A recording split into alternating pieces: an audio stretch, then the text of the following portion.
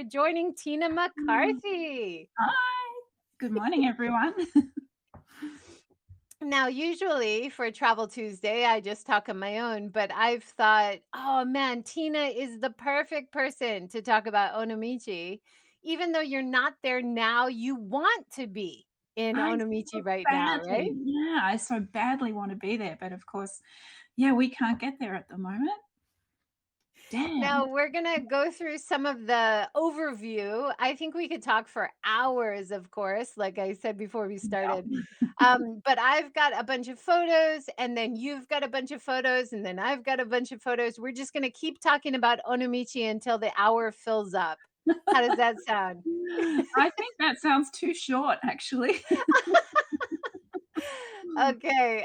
So I think one of the really appealing things about Onomichi, which I haven't been to all of them, of course, but there are so many interesting matsuris and festivals which are held in Onomichi. And one of them, which I really want to go to sometime when they start up again, is this Becha Matsuri. Have you Yeah, ever heard of the Becha? I have heard of it, and I'm really intrigued by it because I haven't seen it either, but I was so intrigued to hear the story of it because I thought, wow, they were onto something before everybody else was. Yeah. So the Becha are these really scary, like devils. And for the Becha Matsuri, these guys dressed up in these scary costumes go around and try to scare children, is the basic idea, right? Yeah, and I was also told that it actually started because, it was to drive away a pandemic. Yeah. Mm, Right? So that's pretty when cool. kids get sick and to drive away those evil demons that are making them sick, and so it's to scare the children, but really it's to scare away the evil disease demons. So I Yeah, thought that was really interesting. So I'd love to go in one time after coronavirus when they bring back some of these festivals. I'd love to go and see this Becha Matsuri. Looks yeah, amazing. I can't wait to see that one, and it's written up in so many places, and it looks incredible, the costumes and that they wear, but I was just when I read about it first, I just thought, "Wow, that's amazing that they were thinking about, pandemics or, spread of viruses, in such a kind of traditional way." I love that. Yeah. Definitely worth seeking out again. Another festival I haven't been to, but it looks amazing, is the Akari Candle Festival. Onomichi is famous for all its hilly streets, lots of narrow staircases up to all the temples, the beautiful views. We're going to show great pictures of the views in a minute. But this looked really interesting. Have you ever heard of this one? Yeah, I have, and, again, I haven't been able to see that one either, but looking forward to it. It sounds really amazing, but what I really love is that, it makes use of the whole idea in Onomichi that it's a hillside town, and so, of course, they light up the whole hillside. I think it's fabulous. Yeah, great idea. And this is a view from the top. You can see the City Museum of Art there. There's amazing views of the whole Seto Naikai range. We're going to talk about how Onomichi is a great starting point for so many people doing their cycle adventures on the Shimanami Kaido, of course. And of course, that Beautiful. that building there too, the, Oh, Onomichi Art Museum, that's actually a Tadao Ando building. And of course, he's famous Japanese architect, and gosh, he's done some incredible buildings. I think it's called the Church of Light, which oh, I can't remember what prefecture that's in, but I did see a replica of it in Osaka. But he is just incredible, Ando. Yeah. yeah, amazing. And the use of natural light in all of Mm. his designs is really phenomenal. So I definitely want to keep my eye out for that festival. And anytime you're in Onomichi to go to the top and see the views, it's always a good chance to see the surrounding area. Another thing, of course, with summer, which they've stopped doing, and I hope they'll bring back someday, is the firework festival. Have you ever seen it in Onomichi? No, but interestingly, because I thought that it was cancelled this year, but actually some friends of mine showed me some video from Mihara, which of course is not far down the road from Onomichi, and they had a fireworks festival just last weekend. Wow. Yeah. Yeah, a lot of them, of course, were canceled because people are crammed together as they watch the festival, of course. So it's not very COVID friendly. But hopefully, you can still socially distance and watch from afar. Yeah. Gion Matsuri is one of the big festivals as well, right?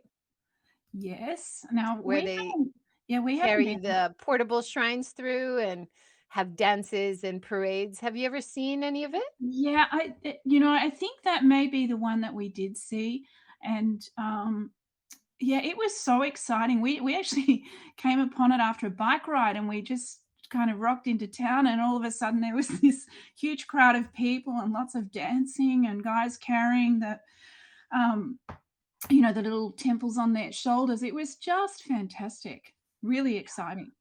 Awesome. And I am not sure what's going to happen to these kind of festivals. I was just in Tokushima. They have the famous Awa Odori dances down the street, which is also one of these, like the Gion Matsuri, just packed full of people in the streets to watch and people doing the parade. I hope it can come back. And Japan is getting on top of coronavirus with lots of vaccines. So hopefully, these kind of matsuris where we have to be in crowds can come back. Well, it's been amazing for us to watch Japan's progress with the vaccinations from afar, because there was a while there where we were watching and thinking, what are they doing? This is just terrible. Coronavirus is going crazy. And then all of a sudden, bang, vaccinations kicked in and the cases dropped. And it's been interesting watching all of a sudden people are going out. Some of the Matsuri are happening. It's exciting watching what's going on, really going gangbusters with it. Yeah. And another regular occurrence they had in Onomichi, which we went for a couple times, is the Saturday festival. So Yeah, every Saturday for a while, they were doing a matsuri along the Handori, the Shotengai, the main shopping street. yeah. Well, we've seen that one, and man, is it crowded! It was crazy. Yeah, but they're doing this is one of the reasons why I really want to promote Onomichi as a great destination in terms of sustainability, because they are such a great model for what they're doing to try to keep this long covered shopping street alive. You often see in other rural areas around Japan that these areas are becoming shuttered and like little ghost towns. And Onomichi is doing a great job in keeping businesses here along this very long shopping street. And Well, so I'll share some of my favorite old shops and new shops, which are all intermingled along the shopping street a little bit later. But this is definitely part of the Onomichi appeal, I think. yeah, I found it really interesting in the years that we've become connected to Onomichi, finding, or when we first our first visit there, we were surprised at, given that it was kind of the starting point to the Shimanami Kaido, we were intrigued that this place was so quiet and so many shops that were actually closed and shuttered off. But there just seemed to be some little hints in there that things were about to start moving. And it's been surprising over the years since 2015, I think it was, or 2014, I don't remember. Um, how many shops have started to open up, and even if a shop has been closed off, how new businesses with younger people are moving in there and really bringing some energy and life into Onomichi. It's wonderful. Absolutely. And even during coronavirus, my son and I did a pottery workshop Yeah. along the Shotengai. And while we were there, they had like a hula little festival happening in one part. So even though during coronavirus, people can still have outdoor activities there because it is such a big, wide space.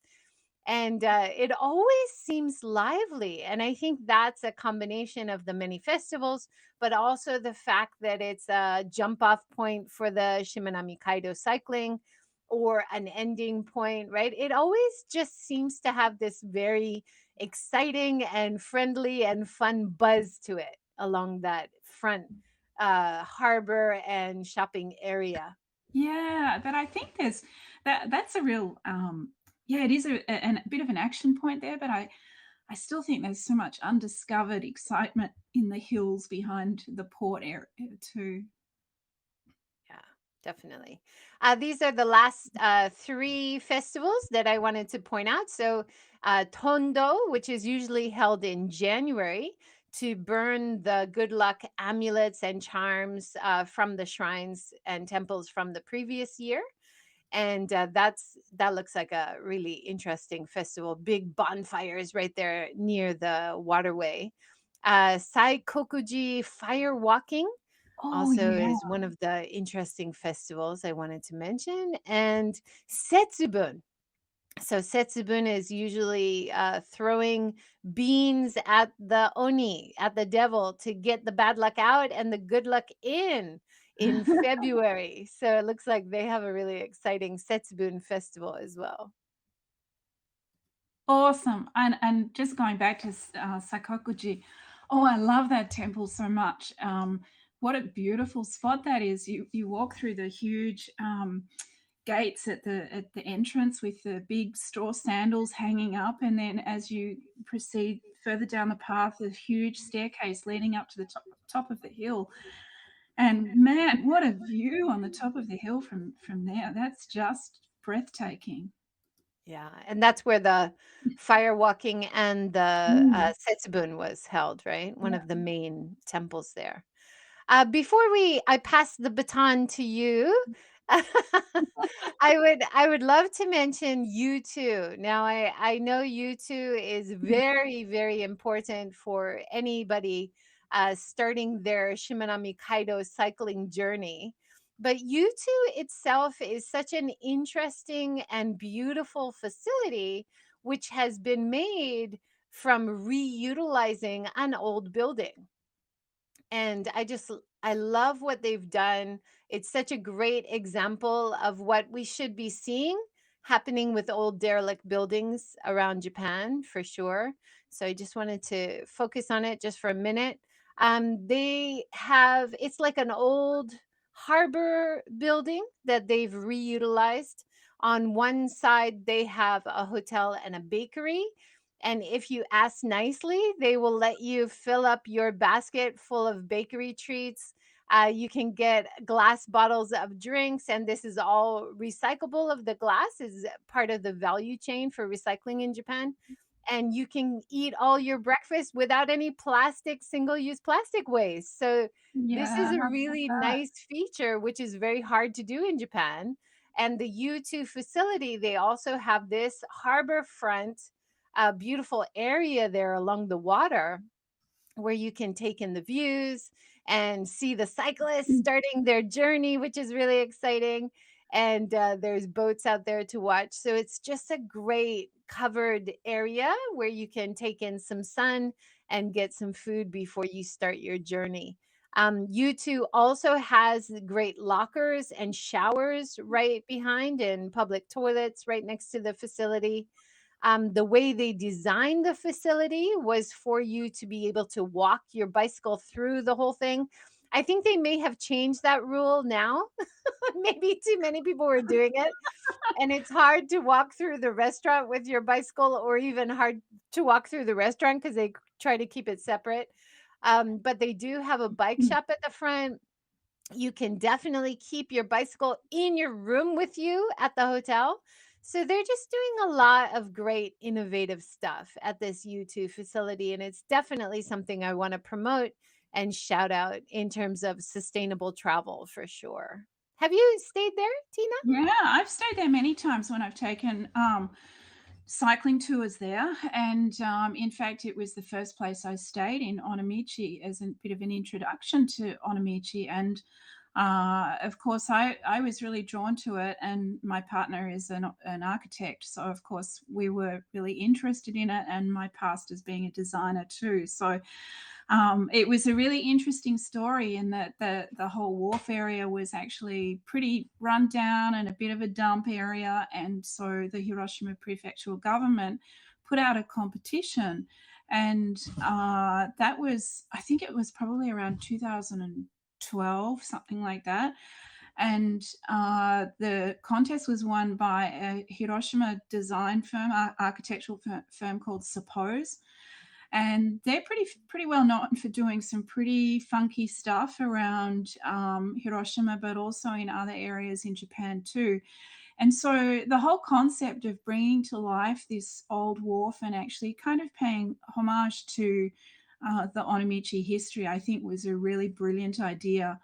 And what they did with it, it kind of brought a whole focus to Onomichi, and I think when we saw that, we had this real sense that Onomichi was a city who, despite the fact some parts of it looked like it was closed off and shuttered, it was actually going somewhere.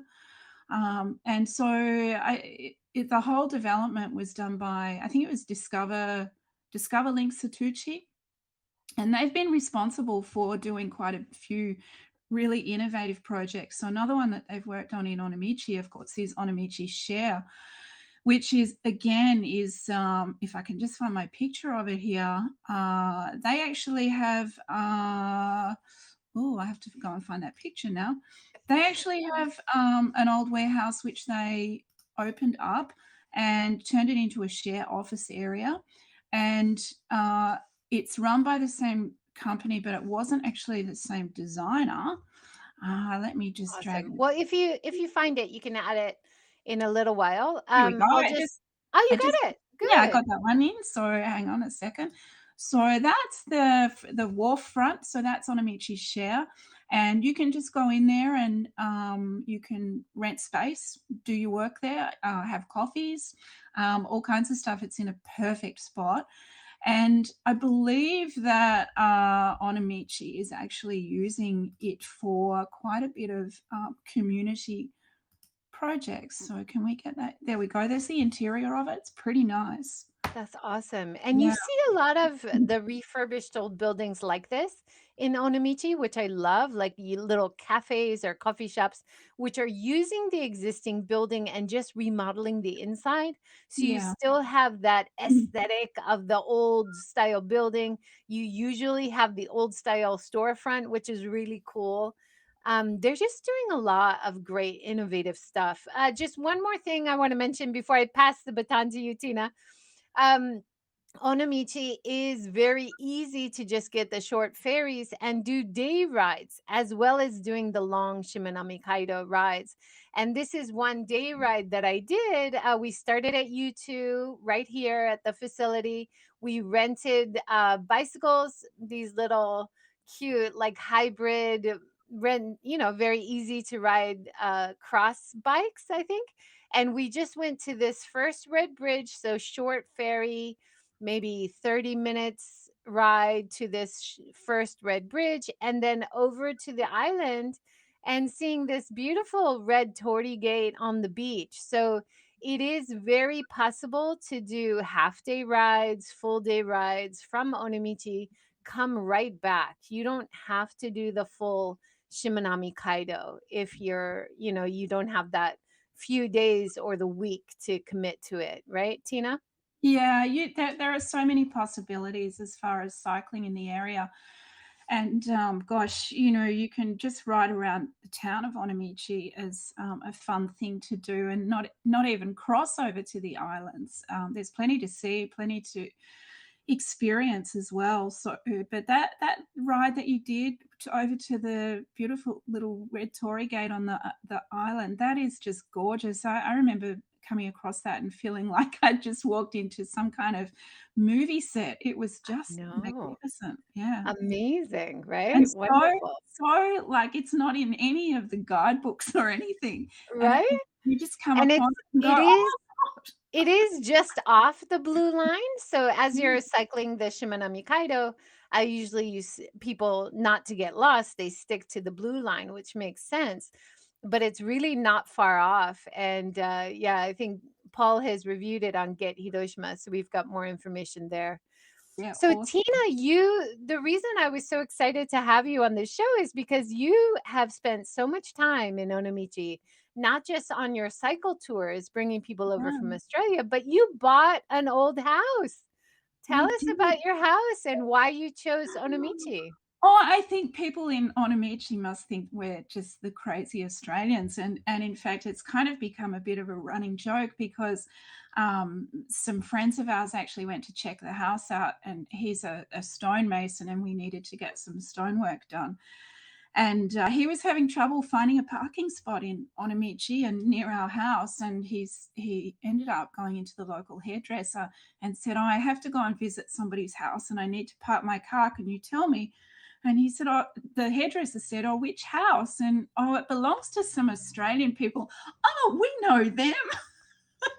We've never met them, but they knew all about us. So we thought that was kind of funny. So we have a bit of a reputation that we've bought this old house in the middle of Onomichi. So how did it happen? We've talked about having a house in Japan for many, many years, but never really kind of got serious about it until we discovered Onomichi. And there was just something about Onomichi that we were really drawn to.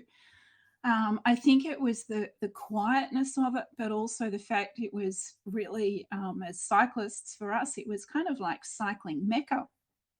And we felt that there were so many opportunities there for us to be just going and spending our time riding around and enjoying Japanese culture and getting to know people and getting to know the area. But also, my husband as an architect and me as a designer, and I've always had a real passion for Japanese design since my very first visit there in 1985 on a design study tour. Um, we'd really longed to have a Japanese house and an old Japanese house because we felt that there was so many things that we could learn from it, but at the same time, we wanted to restore it and take it back to what it was. So we kind of checked out quite a few places. This was one place where we actually looked at and said, "Yeah, I guess we'll just look at it." And it doesn't look that interesting, but we just walked in the door and suddenly went, "This is it." We were so enamored with the place that we were kind of instantly saying, "We'll take it, we'll take it." And so that kind of began the journey for us. Unfortunately, with COVID, we haven't been able to spend more than 2 weeks in our house, which has been pretty sad, but we will get back there. But the house itself is really interesting. It was built in 1947, I think it was, 1948. So it's pretty old now, but it's in incredible condition. And it was owned, the previous owner to us was the local carpet guy. But the locals have told us a little bit of the history. And of course, my Japanese is not brilliant. So I've been able to just kind of glean a little bit of information from the neighbors. And they told us that they called the house the rich house. And the reason it became known as that was because the man who lived there, or the man who built it, apparently was quite rich. And he was the local geta maker. And so it sounded like he kind of cornered the market for geta within Onomichi. And he had a horse and cart, which he kept on the property just below him. And he used to travel all around Onomichi and Fukuyama and even into Hiroshima and across to the islands selling the geta. So he was obviously quite well off. And certainly one of the neighbors told us that they remember seeing geta hanging up in the windows of the building, which we thought was really interesting. The woodwork within the house, and you can see some of the ranma, I think they're called rama, are absolutely exquisite, and a couple of them actually are quite seasonal with different pictures along them. We even have a well in our house, which we were a little bit surprised about. And it came to a shock as us because we didn't know we bought a house with a well until after we moved in there.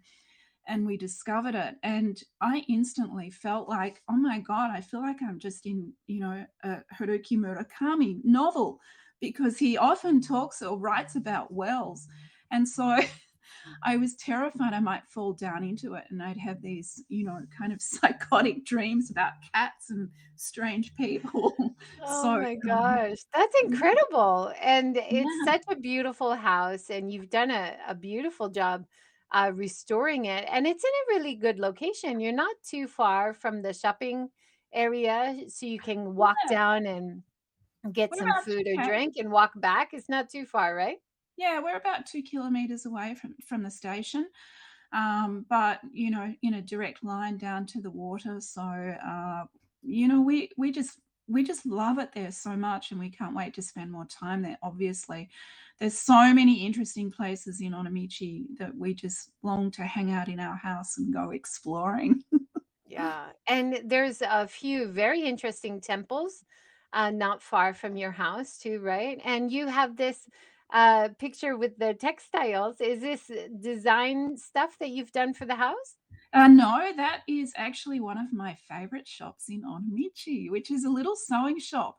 And it's one of the places I'm just busting to get back to, because it's a sewing shop in Onomichi that she sells fabrics and cotton and sewing machines. And I discovered she speaks a little bit of English too. But the fabrics in that shop, I try so hard here in Melbourne to get Japanese fabrics, and I end up having to purchase them from overseas. But this shop, I keep thinking, if only I was there, I'd just have such a great supply of beautiful Japanese fabrics. So I thought I'd put that photo in there, because that's kind of one of the reminder of one of the places I'm so desperate to go back to. I love it. I love those traditional shops, and I'm going to introduce a few of them. Before we go on, I wanted to show more from the Ropeway because although Onomichi is so wonderful to take your time and walk up all the narrow, steep streets, there is also a ropeway right to the top where you can see these amazing views. And so even if you're not that into spending the day walking up stairs, you can use the ropeway and get to the top and then see these amazing views. And Yeah, it's a and really fun ropeway. You start at kind yes. of going through a shrine. Yeah, and it's and as you go over the top of the hillside, you can also see other little shrines dotted through the hillside. It's fabulous. I love it. Yeah. And of And course, at the being top of the being a hill, cyclist, you must look at this view from the top and think, I've been there. I want yeah. to go to that mountain, right? Well, actually, we have done that, but we also discovered by bike that you can actually ride around the back of the mountain and actually get to the top of the hill by bike. And that's a fun little hill climb, also with some really awesome views. That's awesome. You mentioned some of the old shops. I wanted to point out some of the old coffee shops. I love Kisaten and the old coffee shops, kind of from the 70s, 80s, I would say, 90s even. But they have so many of these great old coffee shops along the shopping street down in Onomichi, which I really love.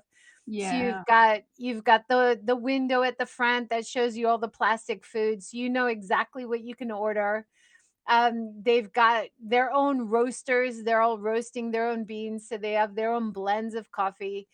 And it's just this real throwback to Japan of, 20, 30 years ago, which is so part of Japanese culture, but most visitors wouldn't equate giant toast or strong coffee with Japan, but it's so much a part of traditional culture in Japan, I would say.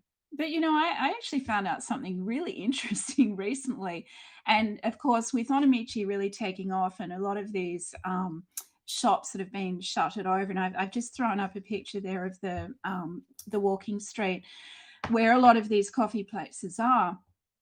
And, in the last few years, there's been quite a few new places opening up. And recently, there's one which has opened up. And gosh, now I have to remember the name of it. But it's a coffee place in Onomichi that actually sells coffee from Melbourne. So I was really excited to find out about that. And they're supplying coffee from a place which I swear is like 2 kilometers from my house in Melbourne. So that's pretty weird. I'll be able to go to the coffee shop and get Melbourne coffee when I'm in Onomichi. That's amazing. Yeah. Yeah, so original and connection to where you're coming from is so fun. Sean, we'll just give a shout out to people who are joining us live this morning. Sean writes in Tokushima says, "Are there any donuts to match?" There Yeah. are definitely, and crepes and lots of sweets to enjoy. Actually, Thanks for one of joining. the first places that I discovered for, ride food in Onomichi was, I think, is it Mr. Donuts or Donut King in Onomichi? And Mr. it's right. Donuts right Yeah, there at the station, yeah. right? Yeah, Awesome. definitely. And there's this really old crepe shop, which I wanted to point out, which is really fun. Let me see if I can find it. Right there on the main shopping street. And it's another one of those throwbacks to maybe 20, 30 years ago. But it always has a good sized line outside of it, Marion crepes. So Right. maybe not donuts, but you can get these crepes with lots of cream or ice cream, fruit inside, and that's always got a good line in front of it. One of the festivals I didn't mention yet, which I happened upon on one visit to Onomichi, was the beer festival. So every Yes. year they have a big beer festival that takes over the shopping street, and then because there's also so many shops that sell these cool old glasses, instead of using the plastic cup at the beer festival, I just bought one of these beautiful glasses and took this around the beer festival. And then it was my souvenir cup that I took home. Yeah, and And so cheap. Like I think it was 200 yen, about $2 or yeah, and something. the beer festival's so cool because, I think Japan's got such a wonderful reputation now for craft beers, and I think it's a really, it's kind of an undiscovered gem, and I keep thinking, "Gosh, how can I bring these beers to Australia?" Because, of course, everybody knows Australians love beer so much, and we are really totally taken with the whole idea of these craft beers around the area. And of course, there's now an Onomichi craft brewery. There's Rise and Win, which is over in Tokushima. There's the Satoda beer as well. There are so many little craft breweries, and they are really terrific beers. They're totally world class. Yeah. Always impressed by the small breweries and the high quality that they have. I have a picture here of one shop which is selling a bunch of local beers. So you've got the Shimanami IPA, which I haven't tried yet, but I took this picture. The Sitoda Lemon Ale Yeah, I've and tried that. Onomichi craft beer as well. We also went in one place which was Onomichi coffee and also craft beer, but they weren't doing the beer when we visited. But I hope they're doing it again when we go back next time. I think the idea of the lemon beer and the yuzu beer, I'd never heard of that before, and we tasted it, of course. We had to taste it in Satoda, which seems to be the right place to be drinking lemon or yuzu flavored beer. We loved it, and it's something you just can't find here in Melbourne. Very hard to find. Awesome. Mm. And these are some of the little shops where I got my glass from for the beer festival. They also have these beautiful ceramics, like a real variety of ceramics available and really reasonably priced. It's like modern designs, old traditional classic designs. And then I love all these little shops, which are very plastic free. So a lot of woven baskets, reusable tin buckets. It's very retro, but I just love seeing shops that aren't like full of plastic. It's so rare in Japan, right? I think that's one of the nice things about Onomichi is that it is kind of retro.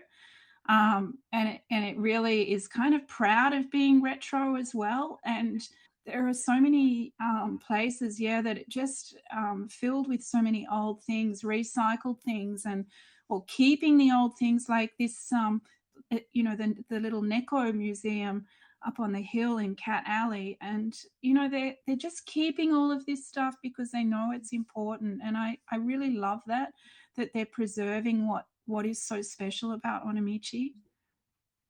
Yeah, definitely. That's a really interesting feature of Onomichi too, is all the cats, right?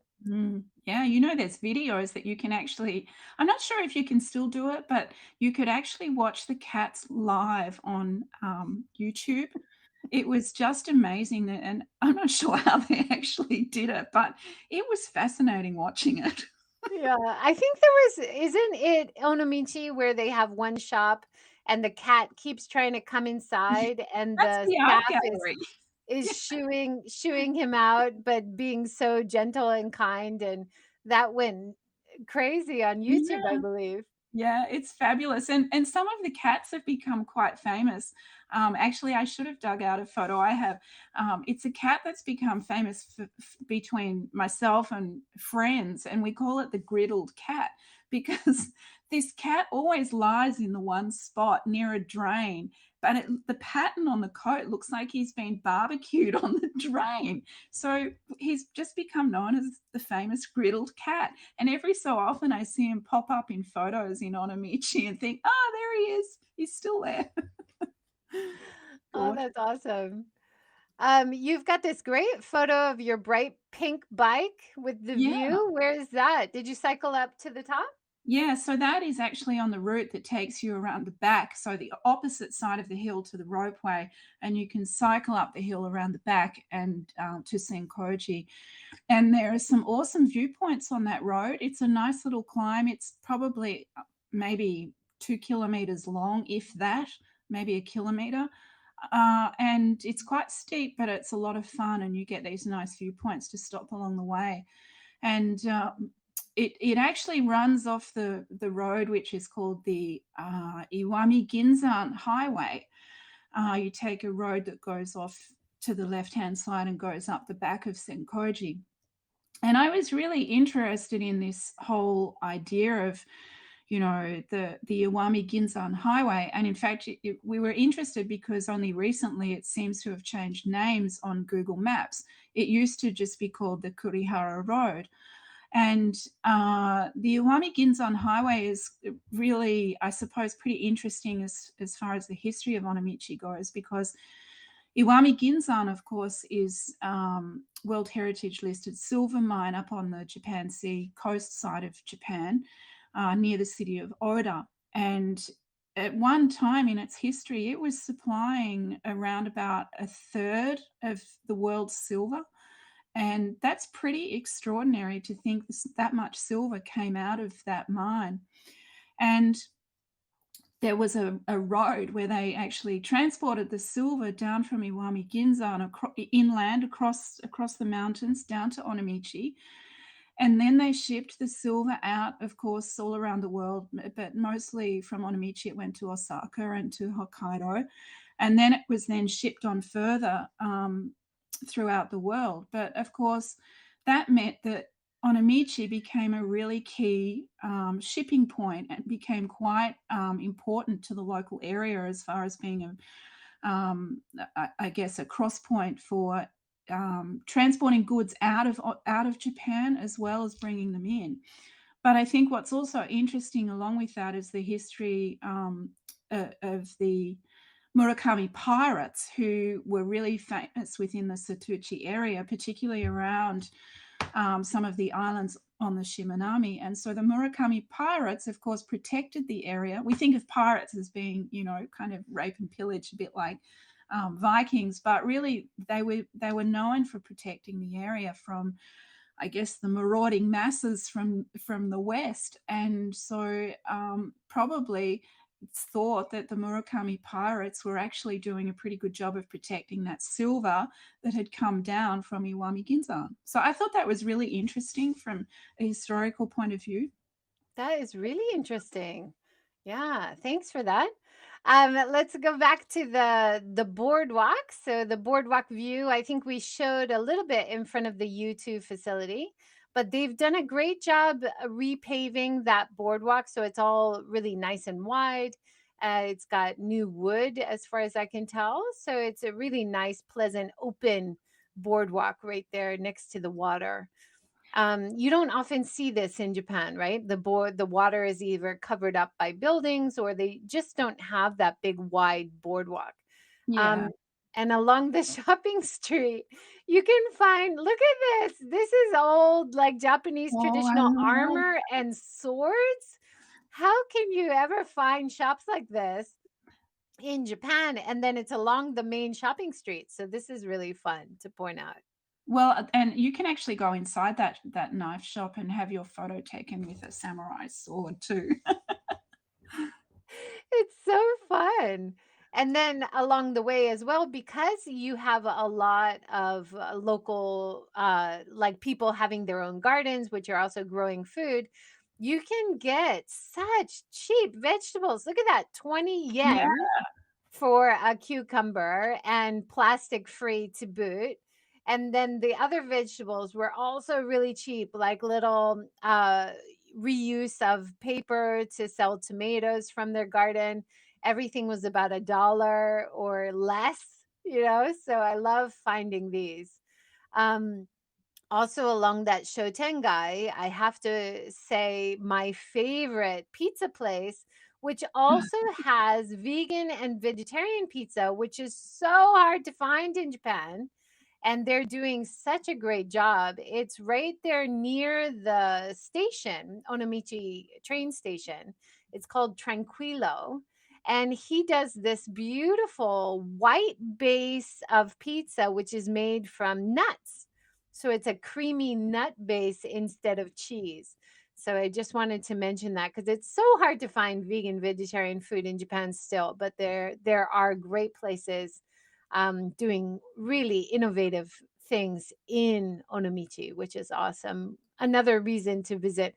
Of course, it's most famous for the meteor versions.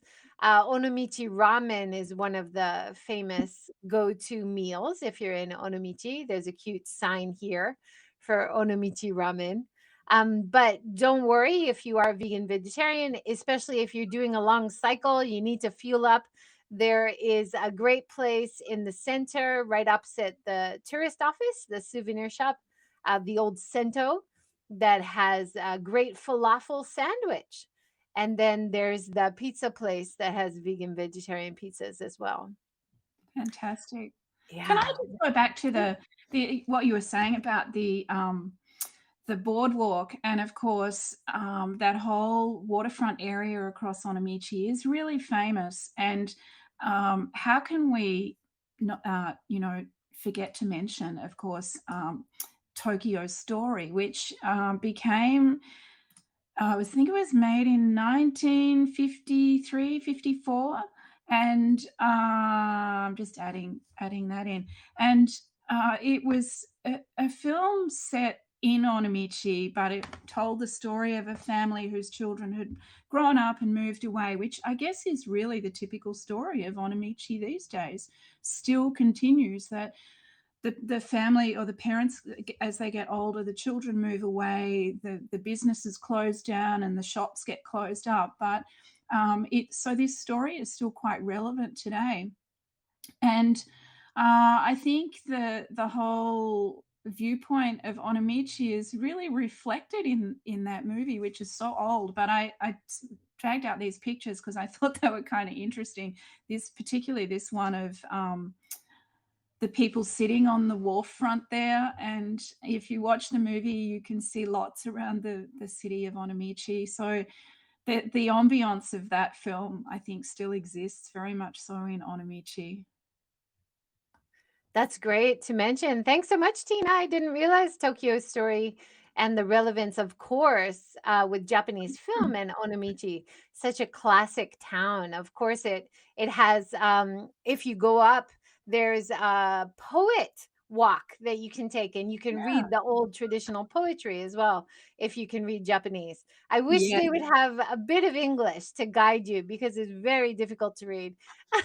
Well, that walk is it's called I think it's the Path of Literature, Yeah. and there are of course some really famous authors who have either come from Onomichi or spent time there. And one, of course, there's a statue of her down at the beginning of the walking street. Hayashi Fumiko, who is a female writer, which is really interesting as well, because of course, in that era, I guess most of the authors that were well known were actually men. So to have a female author who has been commemorated within the town of Onomichi, I think that's really exciting. But there are also some others, I believe. Basho as well spent some time in Onomichi, and I've read parts of his books to try and find the parts that were set in Onomichi, but I haven't actually found them yet. But if Wow. you, yeah, Good if you, for you reading Basho. He's a famous poet, of course, who traveled all over Japan. I yeah, didn't realize he was in Onomichi as well. I believe So so. I can pass on the baton again.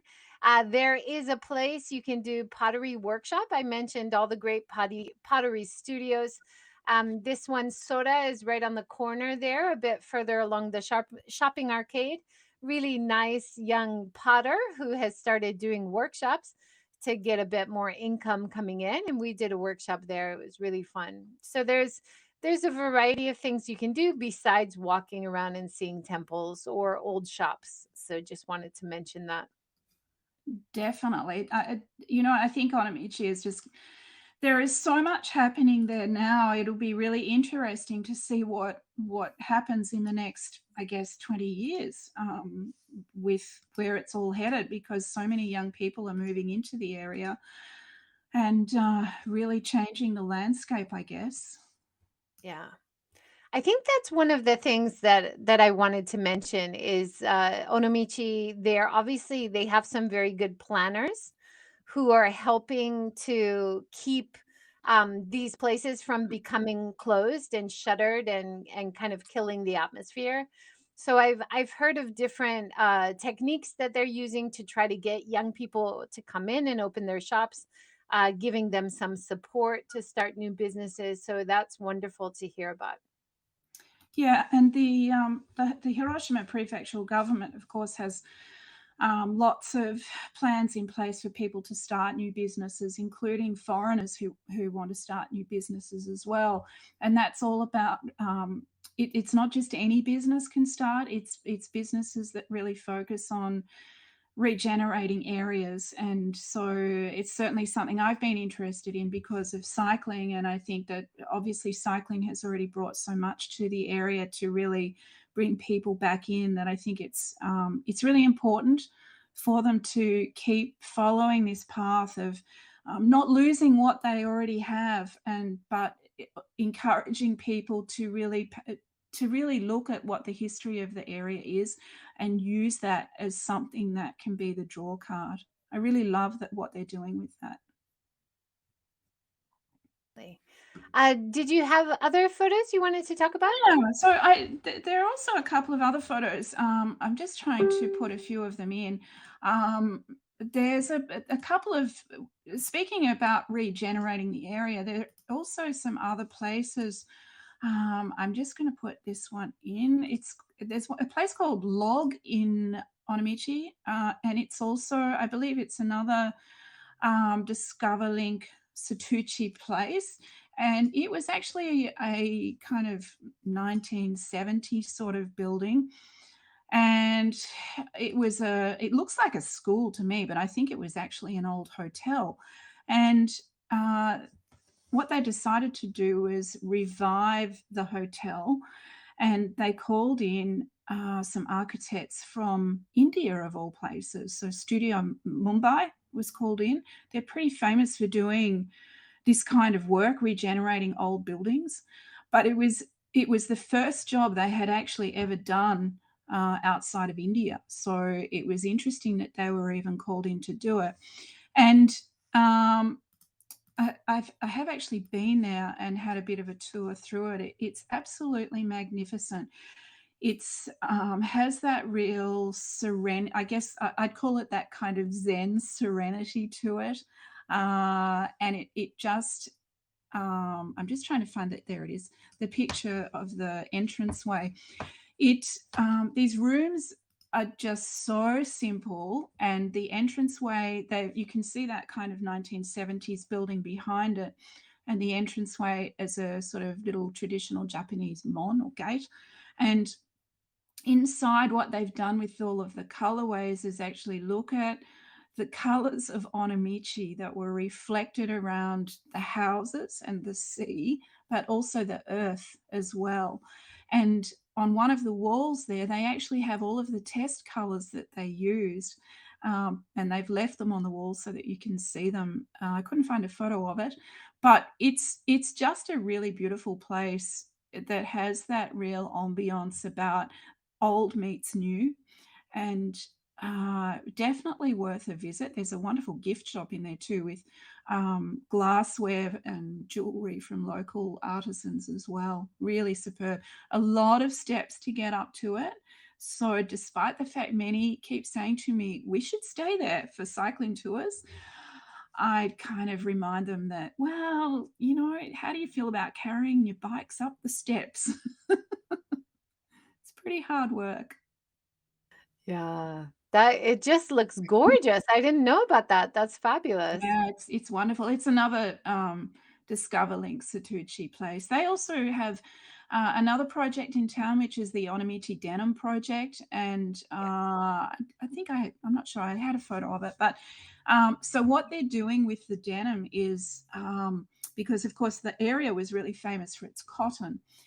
And there's a couple of cotton shops in town, but the Onomichi denim, which denim, with, of course, being a cotton, they were quite famous for that. But what they're doing with the denim project is they actually have the jeans are made up, and they give them to local people to wear for, a year or maybe 2 years. And so the denim, or the jeans, then become imprinted with the personality of the person who is a local in Onomichi. So a really interesting concept. They're not cheap to buy, that's for sure, even though some say, well, they're used jeans. But when you see them, they have that character about, why would you buy a cheap pair of jeans that have had kind of fake fading put on them? These are the authentic fade.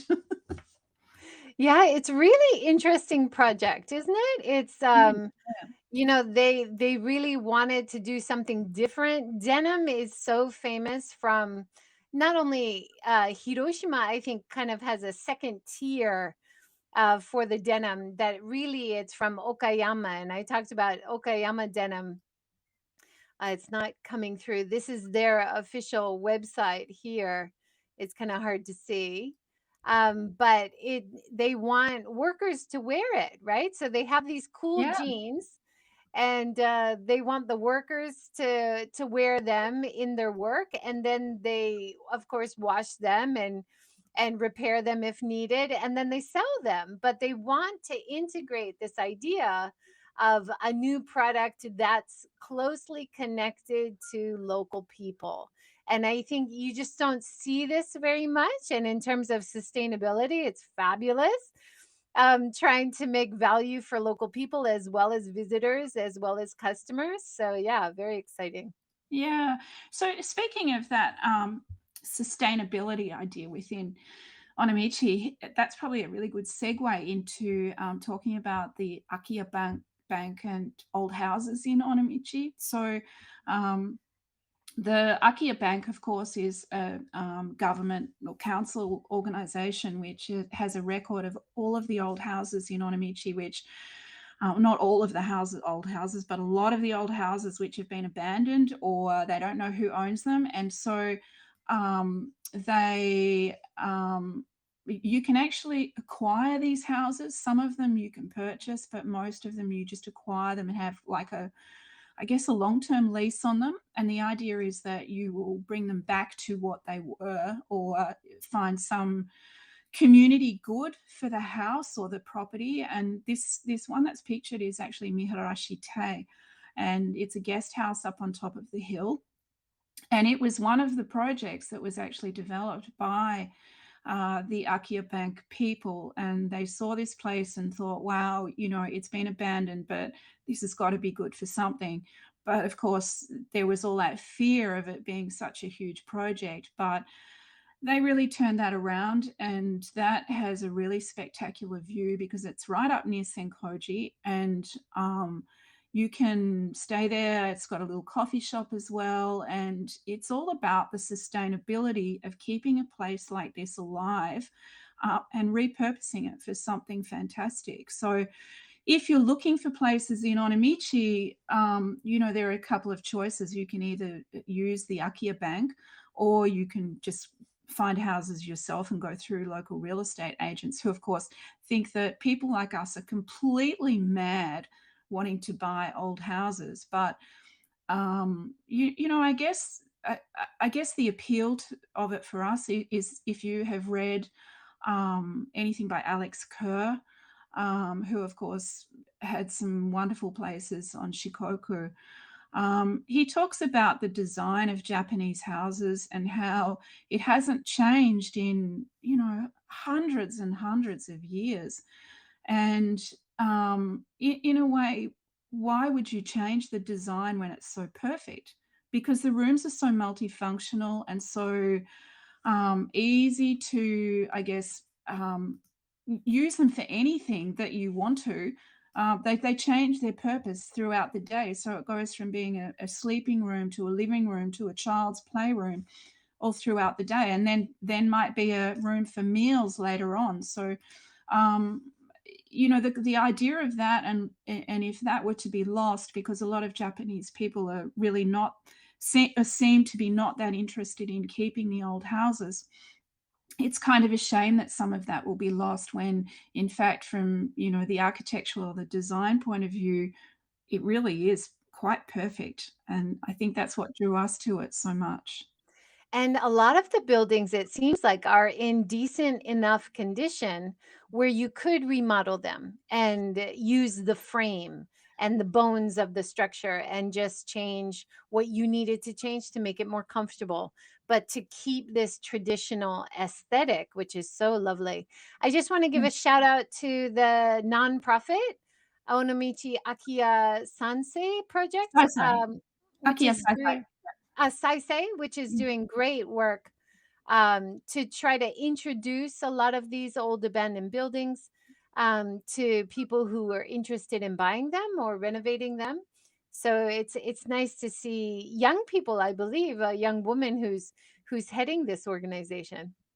Yeah, and they do a fantastic job. It's the houses can be anywhere from completely run down to, yeah, worth restoring. But even the ones that are really completely run down, um, there's still value in them. And particularly up on the hill, actually along the temple walk, um, there's a little building that's been constructed there, which has actually been made out of lots of the old timber from places that, I believe, were actually not, that they couldn't save them, as much as they wanted to, but they've kept some of the timbers and they've constructed another little building.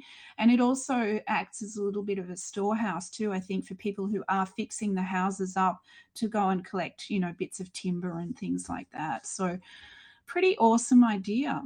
That's great. And it looks like that project as well is helping people to not only remodel and restore, but also to rent it out using Airbnb and other things. So it's Yeah. not going to be something, if it's a second home for you, you can still make use of it when you're not there and make a little bit extra income, but keep the area alive. I think this is one of the worries for people buying second homes is that it remains like a ghost town because nobody's actually there most of the time.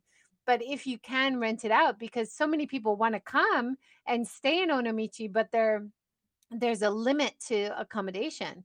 So it's wonderful that they're encouraging people to put it on Airbnb and rent it out as well. Yeah, and some of them have also been turned into community event centres. There's bookshops that have come from the Akia Bank, little restaurants and cafes, all kinds of interesting little things that have been set up. Even the Neko Museum too. So it's really exciting to see what people can do. Particularly some of the Akia Bank places where young people take them over, and they don't have a lot of money to do these projects, but they do fantastic things with them, which is really awesome to see. Yeah, that's fantastic. Yeah. You've got so many more great photos to show us of your own beautiful house that you've restored, but we have hit our 1 hour mark, Tina. We're going to have to have Wow. you back and dive more into your renovation project just alone. I think we could talk about it for an hour for sure. Sure. I'd love to do that. I could talk about Onomichi forever. Let's do it. We'll do a follow-up talk sometime soon. Thank you everybody for joining. We got some great comments. It's great to see you here. Heavenly Dew, Birdman, Louise, of course, from New Zealand. It's always great to see you here. Sean Wrights from Tokushima, Molly from the US, Pablo from LA. Wow, we had so many international people commenting and joining us today. Thank you so much. And Molly says, definitely bring her back. Oh, thank you, Molly. I'd love to come back. We've just to mention, we have had conversations with Tina before. Yeah. We've been talking about cycling, but we haven't talked about your restoration project before. And No. this is definitely a great theme to come back and talk about because a lot of people, especially international residents or visitors, are interested in buying these old properties and renovating. So we'll definitely I have can't you tell back. you how many times people have asked me when, it comes up that we have this house and they say, "Can foreigners buy a house in Japan? Is it easy to do?" And it just ends up being this long conversation. People are really, really curious about it. So I won't attest to being an expert, but I have a passion. Definitely. And it's such a good way in terms of sustainability as well to keep these neighborhoods alive, to keep the communities alive, but also to reuse of something which is wasted. Yeah, These old structures, these old beautiful textiles inside and yeah. features of design which are being destroyed or not used at all. So And definitely worth talking about. yeah, the idea of Japan, builds its houses to last for 20 or 30 years. Go figure. Why? You've got these beautiful houses that, like ours, has lasted for, 70, 80 years. Bring them back, restore them, use them for something because you don't have to live like they lived then. You can make them comfortable. So there's a lot to be talked about with that. Definitely. Definitely. Well, thank you so much, Tina, for joining and giving us great Onomichi insights as someone who has bought property and really invested a lot of time, energy, and money in the area. It's awesome to have you join, and we'll definitely have you back just talking about your renovation. Thank you. I'd love to come back. Awesome. Thank you, everybody, for joining. Everybody, have a great day. Take care. See you next time.